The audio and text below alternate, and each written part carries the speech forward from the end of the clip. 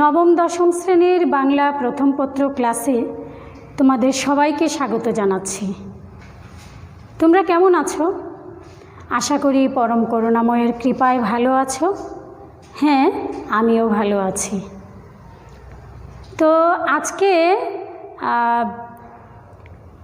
তোমাদের সাথে বাংলা প্রথম পত্র কবিতা বিষয়ে আমি আলোচনা করব।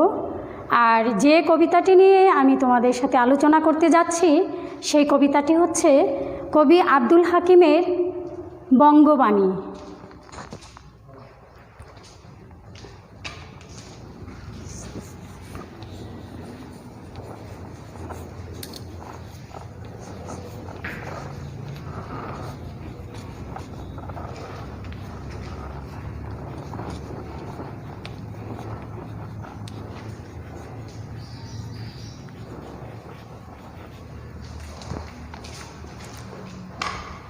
সুপ্রিয় শিক্ষার্থীবৃন্দ,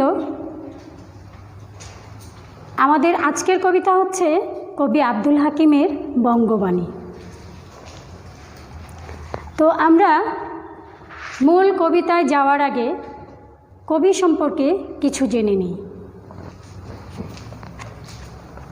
বঙ্গবাণী কবিতাটি লিখেছেন কবি আব্দুল হাকিম, নাম আব্দুল হাকিম। তিনি জন্মগ্রহণ করেছেন 1620 খ্রিস্টাব্দে আনুমানিক। আর তিনি যেখানে জন্মগ্রহণ করেছেন সেটা হচ্ছে সুধারামপুর গ্রাম, সন্দ্বীপ, নোয়াখালী। তার পিতার নাম শাহ আব্দুর রহমান। তার শিক্ষাজীবন সম্পর্কে আমরা জেনে নিই। তার শিক্ষাজীবন সম্পর্কে জানা না গেলেও তিনি যে সুশিক্ষিত ছিলেন তার প্রমাণ মেলে তার সৃষ্ট সাহিত্যকর্মে। তার রচিত কাব্যে ভাষা ও শব্দ ব্যবহারে তার ভাষাজ্ঞানের পরিচয় মেলে। তিনি ইউসুফ জুলেখা, নূরনামা, লালমতি, সাইফুল মুলক, শিহাবুদ্দিননামা, নসিহতনামা, কারবালা ও শহরনামা প্রভৃতি কাব্য রচনা করেছেন। বিশেষ কৃতিত্ব তার বঙ্গবাণী কবিতায় ভাষাপ্রেম, মাতৃভাষার মর্যাদার লড়াইয়ে বাঙালিদের শক্তি ও সাহস জুগিয়েছে। তিনি বাংলা বিদ্বেষী মধ্যযুগীয় সাহিত্য ধারায় নিজ মাতৃভাষায় সাহিত্য রচনা করে অসীম সাহসিকতার পরিচয় দেওয়ার পাশাপাশি মাতৃভাষার প্রতি গভীর অনুরাগ ও ভালোবাসার পরিচয়ও দেন। তার কবিতায় অনুপম ব্যক্তিত্বের পরিচয় মেলে। তিনি 1690 খ্রিস্টাব্দে মৃত্যুবরণ করেন। সুপ্রিয় শিক্ষার্থীবৃন্দ, এতক্ষণ আমরা কবি সম্পর্কে কিছু জেনে নিয়েছি। এবারে আমরা মূল কবিতায় চলে যাব। শিক্ষার্থীবৃন্দ, আমি আশা করছি তোমরা সবাই বই, বাংলা প্রথম পত্র বই এবং খাতা নিয়ে সামনে বসেছ। তো বঙ্গবাণী কবিতাটি এখন আমি তোমাদের সুবিধার জন্য একটু পড়ব, তোমরা মনোযোগ সহকারে শুনবে আমি আশা করি। বঙ্গবাণী আব্দুল হাকিম। কিতাব পড়িতে যার নাহিক অভ্যাস, সে সবে কহিল মতে মনে হাবিলাস। তে কাজী নিবেদি বাংলা করিয়া রচন, নিজ পরিশ্রম তোষে আমি সর্বজন। আরবি ফার্সি শাস্ত্রে নেই কোনো রাগ, দেশি ভাষে বুঝিতে ললাটে পুরে ভাগ। আরবি ফার্সি হিন্দে নাই দুই মত, যদি বা লিখয়ে আল্লাহ নবীর সিফত। যেই দেশে যেই বাক্য কহে নরগণ, সেই বাক্য বুঝে প্রভু আপে নিরঞ্জন। সর্ববাক্য বুঝে প্রভু কিবা হিন্দু আনি, বঙ্গদেশে বাক্য কিবা যত ইতি বাণী। মারফত ভেদে যার নাহিক গমন, হিন্দুর অক্ষরে হিংসে সে সবের গণ। যে সবে বঙ্গে তো জন্মি হিংসে বঙ্গবাণী, সে সব কাহার জন্ম নির্ণয় ন জানি। দেশি ভাষা বিদ্যা যার মনে ন জোয়ায়, নিজ দেশ ত্যাগে কেন বিদেশ ন যায়। মাতা পিতা মহক্রমে বঙ্গে তো বসতি, দেশি ভাষা উপদেশ মনে হিত অতি। সুপ্রিয় শিক্ষার্থীবৃন্দ, আমরা আগেই জেনেছি এই বঙ্গবাণী কবিতাটি কবি আব্দুল হাকিমের নূরনামা কাব্যগ্রন্থ থেকে সংকলিত হয়েছে। কবি এই কবিতায় তার গভীর উপলব্ধি ও বিশ্বাসের কথা নির্দ্বিধায় ব্যক্ত করেছেন। আরবি ফার্সি ভাষার প্রতি কবির মোটেও বিদ্বেষ নেই। এইসব ভাষায় আল্লাহ ও নবীর স্তুতি বর্ণিত হয়েছে, তাই এইসব ভাষার প্রতি সবাই শ্রদ্ধাশীল। যে ভাষা জনগণের বোধগম্য নয়, যে ভাষায় অন্যের সঙ্গে ভাব বিনিময় করা যায় না, সেসব ভাষাভাষী লোকের পক্ষে মাতৃভাষায় কথা বলা বা লেখাই একমাত্র পন্থা। এই কারণেই কবি মাতৃভাষায় গ্রন্থ রচনায় মনোনিবেশ করেছেন। কবির মতে মানুষ মাত্রই নিজ ভাষায় স্রষ্টাকে ডাকে, আর স্রষ্টাও মানুষের বক্তব্য বুঝতে পারেন। কবির চিত্তে তীব্র ক্ষোভ এজন্যে যারা বাংলাদেশে জন্মগ্রহণ করেছে অথচ বাংলা ভাষার প্রতি তাদের মমতা নেই, তাদের বংশ ও জন্ম পরিচয় সম্পর্কে কবির মনে সন্দেহ জাগে। কবি সখেদে বলেছেন, এসব লোক যাদের মনে স্বদেশের ও স্বভাষার প্রতি কিছুমাত্র অনুরাগ নেই, তারা কেন এদেশ পরিত্যাগ করে অন্যত্র চলে যায় না? বংশানুক্রমে বাংলাদেশেই আমাদের বসতি, বাংলাদেশ আমাদের মাতৃভূমি এবং মাতৃভাষায় বর্ণিত বক্তব্য আমাদের মর্ম স্পর্শ করে। এই ভাষার চেয়ে হিতকর আর কি হতে পারে? সুপ্রিয় শিক্ষার্থীবৃন্দ, বঙ্গবাণী কবিতায় কবি এই বক্তব্যই বোঝাতে চেয়েছেন। প্রকৃতপক্ষে তিনি বঙ্গবাণী কবিতায় মাতৃভাষার প্রতি গভীর অনুরাগ এবং মমতা প্রকাশ পেয়েছে তার। তিনি পাশাপাশি অন্যান্য ভাষার প্রতি মোটেও বিদ্বেষ নেই, তার গভীর শ্রদ্ধা রয়েছে। কিন্তু তিনি বলতে চেয়েছেন যে ভাষায় সাধারণ জনগণের বোধগম্য নয় এবং যে ভাষায় সাধারণ জনগণের রচনা হিতকর নয়, সে ভাষা পরিত্যাগ করে নিজ মাতৃভাষায় লেখালেখি শ্রেয়। আর তিনি ক্ষোভ প্রকাশ করেছেন যারা বঙ্গে জন্মগ্রহণ করে বা নিজ দেশে জন্মগ্রহণ করে নিজ ভাষার প্রতি বিদ্বেষ পোষণ করে, তাদের প্রতি তিনি ঘৃণা প্রদর্শন করেছেন, ক্ষোভ প্রকাশ করেছেন। তিনি বলেছেন, কেন তারা অন্যত্র চলে যায় না? তাহলে কেন ওনারা এখানেই বসে আছেন, এখানে জন্মগ্রহণ করে এখানেই কেন বসে আছেন? তো তিনি আরও বলেছেন, আরবি ফার্সি ভাষায় তার আসলে কোনো বিদ্বেষ নেই, তিনি তার সব ভাষার প্রতি তার অনুরাগ রয়েছে, কিন্তু যেহেতু মাতৃভাষায় রচনায় সাধারণের জন্য বোধগম্য, এই জন্যই তিনি মাতৃভাষার লেখাটাই শ্রেয় বলে মনে করেছেন। সুপ্রিয় শিক্ষার্থীবৃন্দ, এবার আমি তোমাদের কবিতায় বর্ণিত কিছু শব্দ এবং টিকা নিয়ে কথা বলবো কবিতাটি ভালোভাবে বোঝার জন্য। তো তোমরা বোর্ডের দিকে তাকাও, দেখো শব্দার্থ ও টিকা। প্রথমে হাবিলাস। হাবিলাস হচ্ছে অভিলাষ বা প্রবল ইচ্ছা। সিফত মানে গুণ। এখানে নবীর সিফত লেখা হয়েছিল আরবি ফার্সি ভাষায়। তো নবীর সিফত মানে নবীর গুণ, স্তুতি বর্ণনা করা হয়েছিল, তো সেই হিসেবে সিফত মানে গুণ। নিরঞ্জন কথার সাধারণ অর্থ হচ্ছে নির্মল, কিন্তু এই কবিতায় নিরঞ্জন শব্দটি বোঝানো হয়েছে সৃষ্টিকর্তাকে বোঝানো হয়েছে। তোষী মানে তুষ্ট করি।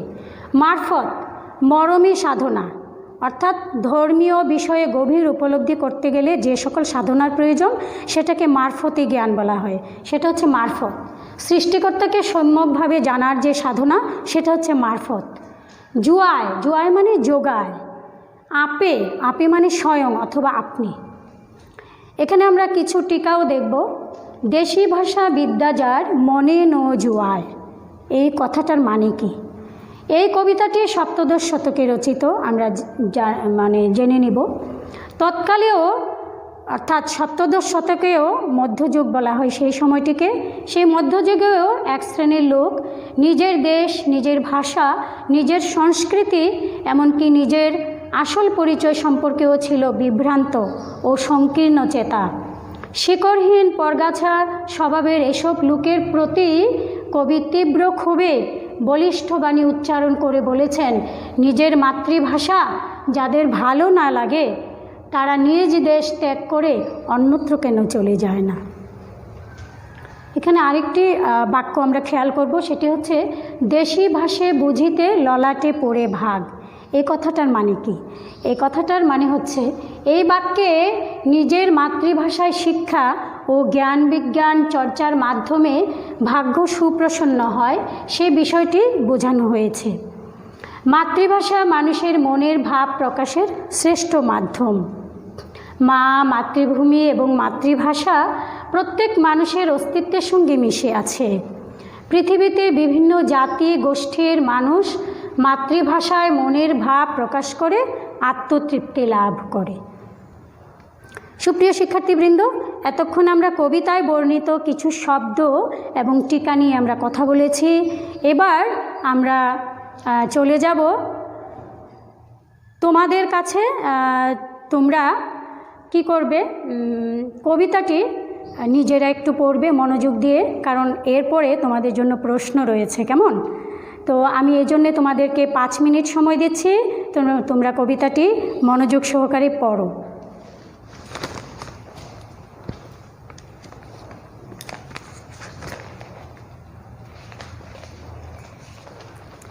ঠিক আছে সুপ্রিয় শিক্ষার্থীবৃন্দ, আমি আশা করছি তোমরা কবিতাটি ইতোমধ্যে পড়েছ।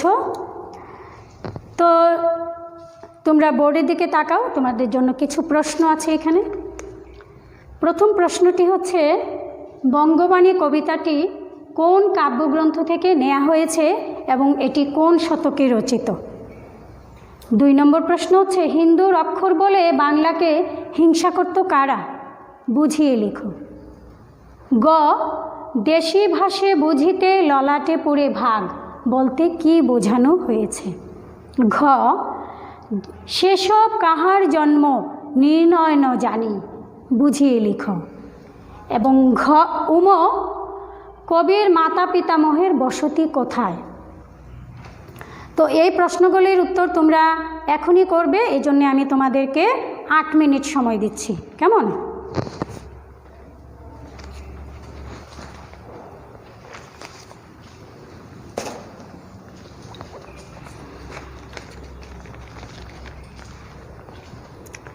ঠিক আছে সুপ্রিয় শিক্ষার্থীবৃন্দ, আমি আশা করছি তোমরা ইতোমধ্যে উত্তর নিজেদের খাতায় লিখে নিয়েছো, তাই না? তো এখন তোমাদের লিখিত উত্তরগুলো বোর্ডের লেখা উত্তরের সাথে মিলিয়ে নাও। আমি তোমাদের জন্য কিছু উত্তর এখানে করে এনেছি। যেমন প্রথম প্রশ্নটি ছিল, বঙ্গবাণী কবিতাটি কোন কাব্যগ্রন্থ থেকে নেওয়া হয়েছে এবং এটি কোন শতকে রচিত? উত্তর হচ্ছে, বঙ্গবাণী কবিতাটি কবির নূরনামা কাব্যগ্রন্থ থেকে নেওয়া হয়েছে এবং এটি 7ম শতকে রচিত। খ, উত্তর হচ্ছে, খ প্রশ্ন ছিল, হিন্দুর অক্ষর বলে বাংলাকে হিংসা করত কারা? বুঝিয়ে লিখো। এর উত্তর হবে, ধর্ম সম্পর্কে গভীর জ্ঞান না থাকায় এবং বাংলা ভাষায় সংস্কৃতের প্রভাব থাকায় মারফতে জ্ঞানহীনরা বাংলাকে হিন্দুর অক্ষর বলে হিংসা করত। সৃষ্টিকর্তা পৃথিবীর সব ভাষাই বোঝেন এবং বিশেষ কোনো ভাষার প্রতি তার পক্ষপাতিত্ব নেই, এই সহজ বিষয়টি জ্ঞানহীনরা বুঝতে পারে না। আমাদের 3 নম্বর প্রশ্ন ছিল, দেশি ভাষে বুঝিতে ললাটে পড়ে ভাগ বলতে কি বোঝানো হয়েছে? উত্তর হলো, মাতৃভাষা মনের ভাব প্রকাশের শ্রেষ্ঠ মাধ্যম। পৃথিবীতে বিভিন্ন জাতিগোষ্ঠীর মানুষ মাতৃভাষায় মনের ভাব প্রকাশ করে আত্মতৃপ্তি লাভ করে। আরবি ফার্সি ভাষার প্রতি কবির কোনো বিদ্বেষ নেই, কিন্তু নিজের মাতৃভাষায় শিক্ষা ও জ্ঞান বিজ্ঞান চর্চার মাধ্যমে ভাগ্য সুপ্রসন্ন হয়, সে বিষয়টি এ বাক্যে বোঝানো হয়েছে। ঘ, সেসব কাহার জন্ম নির্ণয় ন জানি, বুঝিয়ে লেখো। উত্তর দেখো, উত্তর হচ্ছে, এই কবিতাটি 7ম শতকে রচিত। সে সময় এক শ্রেণীর লোক নিজের দেশ, নিজের ভাষা, নিজের সংস্কৃতি, এমনকি নিজের আসল পরিচয় সম্পর্কেও ছিল বিভ্রান্ত ও সংকীর্ণ চেতা। শেকড়হীন পরগাছা স্বভাবের লোকগুলো এ সম্পর্কে লোকগুলো সম্পর্কে কবি উপরোক্ত কথাটি ব্যক্ত করেছেন। বাংলাদেশে জন্মগ্রহণ করে যারা বাংলাকে অবজ্ঞা করে ও অবহেলা করে, তিনি তাদের জন্ম পরিচয় নিয়ে সন্দেহ প্রকাশ করেছেন। আমাদের শেষ প্রশ্ন ছিল, কবির মাতা পিতামহের বসতি কোথায়? উত্তর হচ্ছে, কবির মাতা পিতামহের বসতি এই বঙ্গে বা বাংলাদেশে। আমি আশা করছি তোমরা সকলেই উত্তরগুলো তোমাদের খাতার সাথে মিলিয়ে নিয়েছ। সুপ্রিয়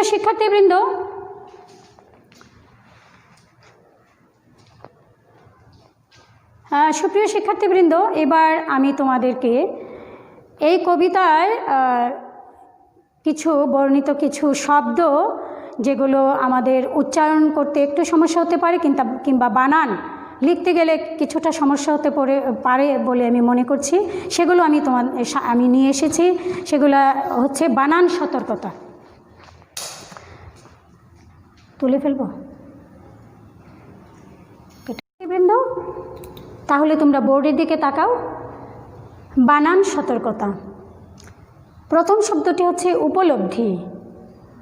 উপলব্ধি, রস্বউ প ল ব ধয় সংযুক্ত রস্ব ইকার, উপলব্ধি। এরপরে আসছে খ্রিস্টাব্দ, খ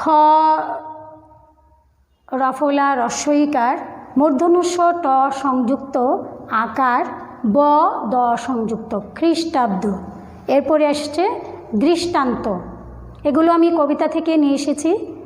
দয় রিকার, মূর্ধন্য ট সংযুক্ত আকার, দন্তন্য তয় সংযুক্ত, দৃষ্টান্ত। নিরঞ্জন, ন দন্তন্য রস্ব ইকার, অন্তস্থ র ইয় বর্গীয়জ সংযুক্ত, দন্তন্য, নিরঞ্জন। বঙ্গবাণী, ব উঁ বয় সংযুক্ত বঙ্গ, বাণী বয় আকার, মূর্ধন্য ন দীর্ঘ ইকার, বঙ্গবাণী। এরপরে বিদ্বেষ, ব রস্ব ইকার, দয়ের নিচে ব একার, মূর্ধন্য স, বিদ্বেষ। এই দয়ের নিচে যে ব আছে সেটা অন্তস্থ ব, সেটার ব্যবহার বানানে আছে, কিন্তু ব্যঞ্জনবর্ণের চার্টে সেই বটা নেই, কিন্তু বানানে আছে। এই বটা যে অক্ষরের সাথে সংযুক্ত হবে সেইটার উচ্চারণটা দ্বিত্ব হবে, অর্থাৎ ডাবল হবে, সেজন্য আমরা বলছি বিদ্বেষ। ব্যক্তিত্ব, বয় জফলা ক তয় সংযুক্ত রস্ব ইকার, তয়ের নিচে ব, আবারও সেই ব, ব্যক্তিত্ব, তয়ের উচ্চারণ ডাবল হয়েছে। মর্মস্পর্শ, ম ময় রেফ, দন্তস্ব প সংযুক্ত মূর্ধন্য তালব্যস্য রেফ, মর্মস্পর্শ। সংকীর্ণ, দন্তস্ব অনুস্বার, সংকীর্ণ ক দীর্ঘ ইকার, মূর্ধন্য ন রেফ, সংকীর্ণ। সংস্কৃতি, দন্তস্ব অনুস্বার, সংস্কৃতি, দন্তস্ব কয় সংযুক্ত রিকার, ত রস্ব ইকার, সংস্কৃতি। শ্রদ্ধাশীল, তালব্যস্য রফলা দ ধয় সংযুক্ত আকার, শ্রদ্ধা, শীল তালব্যস্য দীর্ঘ ইকার ল, শ্রদ্ধাশীল। এরপরে আছে বাণীবদ্ধ, বয় আকার, মূর্ধন্য ন দীর্ঘ ইকার, ব দয় ধয় সংযুক্ত, বদ্ধ, বাণীবদ্ধ। মর্মস্পর্শ একবার এসেছে বলেছি। তো সুপ্রিয় শিক্ষার্থীবৃন্দ, এতক্ষণ আমরা এই বঙ্গবাণী কবি যে বক্তব্য প্রকাশ করেছেন সেটা আলোচনা করেছি, কিছু শব্দার্থ নিয়ে কথা বলেছি, টিকা নিয়ে কথা বলেছি, তোমাদেরকে প্রশ্ন দিয়েছি, তোমরা উত্তর করেছ, তারপরে কিছু বানান নিয়ে কথা বলেছি। এবার আমরা প্রায় শেষের দিকে চলে এসেছি ক্লাসের। এবার এই বঙ্গবাণী কবিতার যে মূল কথাগুলো, যে চুম্বক তথ্য যাকে বলে, সেগুলো আমি তোমাদেরকে আরেকবার বলবো, তোমরা একটু মনোযোগ সহকারে শুনবে। মধ্যযুগের অন্যতম প্রধান কবি আব্দুল হাকিম। এই আব্দুল হাকিমের নূরনামা কাব্যগ্রন্থ থেকে এই বঙ্গবাণী কবিতাটি নেওয়া হয়েছে, যার স্বদেশের ও স্বভাষার প্রতি ছিল অটুট ও অপরিসীম প্রেম। বঙ্গবাণী কবিতাটি কবি আব্দুল হাকিমের নূরনামা কাব্যগ্রন্থ থেকে সংকলিত। এই কবিতায় কবিতার মাতৃভাষা বাংলার প্রতি গভীর অনুরাগ ব্যক্ত করেছেন। কিতাব পড়তে যাদের অভ্যাস নেই তাদের কথা ভেবে তিনি বাংলা ভাষায় সাহিত্য রচনা করতে মনোনিবেশ করেন। আরবি ফার্সি ভাষায় আল্লাহ ও মহানবীর গুণকীর্তন করা হয়েছে বিধায় তিনি এই ভাষার প্রতিও শ্রদ্ধাশীল। কবি মনে করেন সৃষ্টিকর্তা সব ভাষাই বোঝেন, যে ভাষায় আরাধনা করুক না কেন সবার বক্তব্যই তিনি বোঝেন। যারা বাংলাদেশে জন্মগ্রহণ করে বাংলা ভাষাকে অবহেলা করে কবি তাদের প্রতি ঘৃণা ও ক্ষোভ প্রকাশ করেন। বাংলা ভাষা বিদ্বেষীদের বংশ পরিচয় সম্পর্কে কবি ক্ষোভে সন্দেহ প্রকাশ করেন। কবি মনে করেন বাংলাদেশের থেকেও যারা বাংলা তথা মাতৃভাষাকে সম্মান করে না তারা দেশ ছেড়ে বিদেশ কেন চলে যায় না। সুপ্রিয় শিক্ষার্থীবৃন্দ, আমি আশা করছি তোমরা এই কবিতাটি খুব মনোযোগ সহকারে শুনেছ এবং তোমাদের ভালো লেগেছে। আর তোমাদের ভালো লাগাই আমাদের একমাত্র কাম্য। তো পরবর্তী ক্লাসে আবার দেখা হবে। তোমাদের সুস্বাস্থ্য কামনা করে আমি এই ক্লাস থেকে বিদায় নিচ্ছি। ভালো থেকো, সুস্থ থেকো।